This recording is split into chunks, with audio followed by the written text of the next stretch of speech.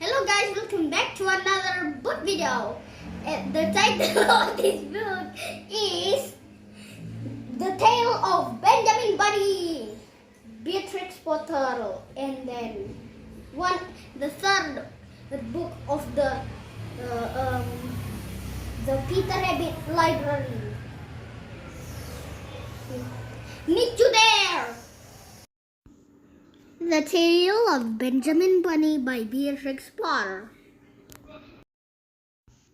One morning, a little rabbit sat on a bank. He pricked his ears and listened to the tread-trot of a pony. A gig was coming along the road. It was driven by Mr. McGregor, and beside him sat Mrs. McGregor in her best bonnet. As soon as they had passed, little Benjamin Bunny slid down into the road and set off with a hop, skip, and jump to call upon his relations who lived in the wood at the back of Mr. McGregor's garden. That wood was full of rabbit holes, and in the neatest, sandiest hole of all lived Benjamin's aunt and his cousins, Flopsy, Mopsy, Cottontail, and Peter. Old Mrs. Rabbit was a widow. She earned her living by knitting rabbit wool mittens and muffetees. I once bought a pair at a bazaar. She also sold herbs and rosemary tea and rabbit tobacco, which it is what we call lavender. Little Benjamin did not very much want to see his aunt. He came around the back of the fir tree and nearly tumbled upon the top of his cousin Peter. Peter was sitting by himself. He looked poorly and was dressed in a red cotton pocket handkerchief. "Peter," said little Benjamin in a whisper, "who has got your clothes?" Peter replied, "The scarecrow in Mr. McGregor's garden," and described how he had been chased about the garden and had dropped his shoes and coat. Little Benjamin sat down beside his cousin and assured him that Mr. McGregor had gone out in a gig, and Mrs. McGregor also, and certainly for the day because she was wearing her best bonnet. Peter said he hoped that it would rain. At this point, old Mrs. Rabbit's voice was heard inside the rabbit hole calling, "Cottontail, Cottontail, fetch some more chamomile."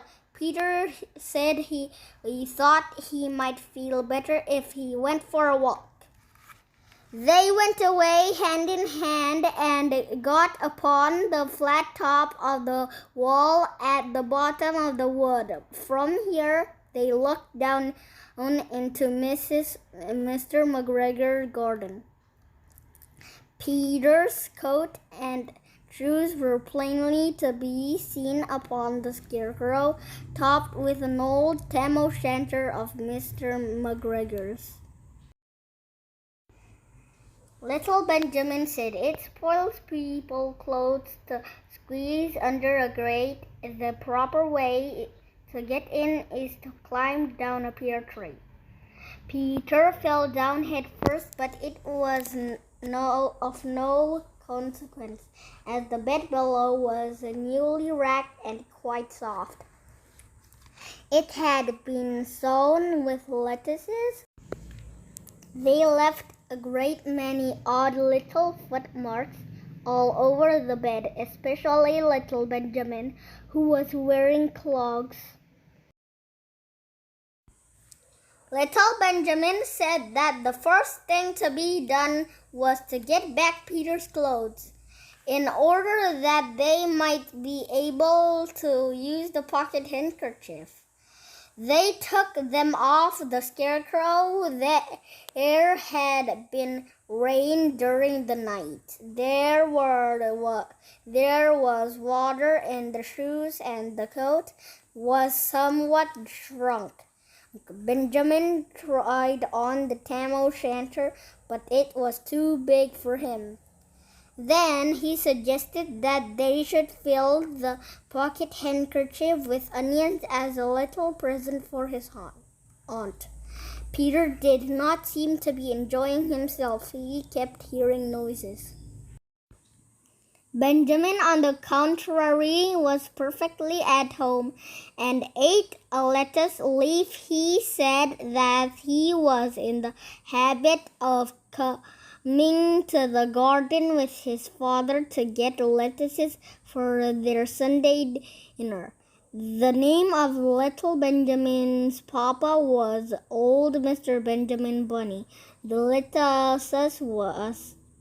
lettuces certainly were very fine.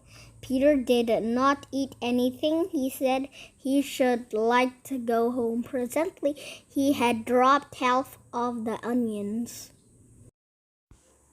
Little Benjamin said that it was not possible to get back up the pear tree with a load of vegetable.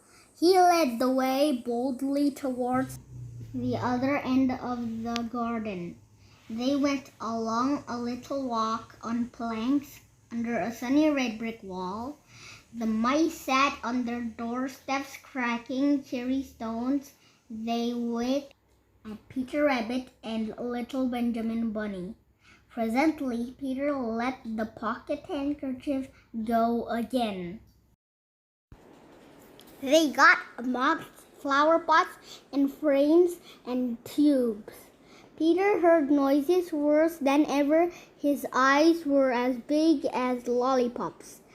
He was a step or two in front of his cousin when he suddenly stopped. This is what those little rabbits saw round that corner. Little Benjamin took one look, and then in half a minute less than no time, he hid himself and Peter and the onions underneath the large basket.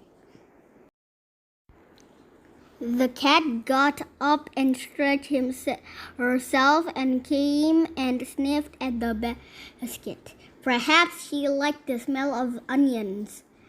Anyway, she sat down upon the top of the basket. She sat there for 5 hours. I cannot draw you a picture of Peter and Benjamin underneath the basket because it was quite dark, and because the smell of onions was fearfully. It made Peter Rabbit and little Benjamin cry. The sun got round behind the wood, and it was quite late in the afternoon. But still the cat sat upon the basket. At length there was a pitter-patter,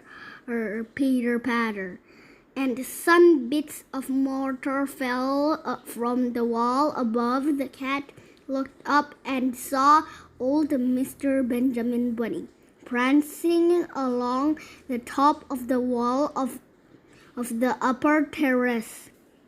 He was smoking a pipe of rabbit tobacco and had a little switch in his hand. He was looking for his son. Old Mr. Bunny had no opinion whatever of cats.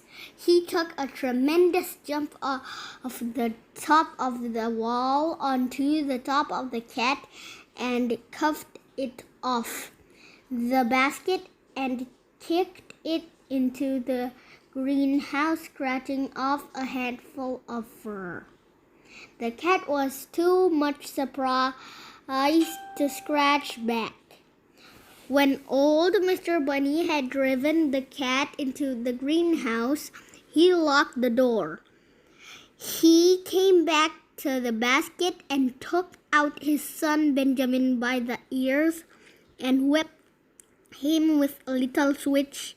Then he took out his nephew Peter. Then he took out the handkerchief of onions and marched out of the garden. When Mr. McGregor returned about half an hour later, he observed several things which perplexed him. It looked as though some person had been walking all over the garden in a pair of clogs. Only the footmarks were too ridiculously little.